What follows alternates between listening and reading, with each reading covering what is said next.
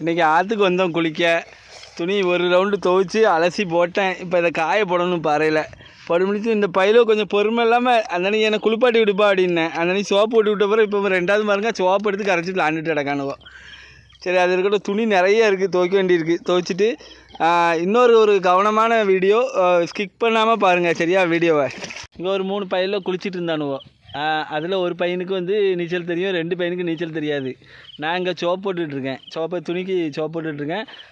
அன்றைக்கி நான் சும்மா விளாடுதானுவோ போலுக்கு நான் இப்படி பார்த்துட்டே இருக்கேன். என்னன்னு கற்றுதானுங்க. கேட்டால் எங்கே உள்ள பயிலுன்னு சொல்லவே மாட்டாக்கானுங்க. 3 அதில் ஏறி தூக்கி விட்டேன், 2 பேரையும் தூக்கி விட்டேன். அன்றைக்கி மேலே வந்துட்டானுங்க. உங்கள் வீட்டு பிள்ளைகள் இந்த மாதிரி பாருங்கள், ஆள் இல்லாத இடத்துல இங்கே பாருங்கள் எப்படி இருக்கு பாருங்கள் இடம். இந்த மாதிரி ஆற்றுகளில் குளிக்க விடாதீங்க ஒத்தையில்.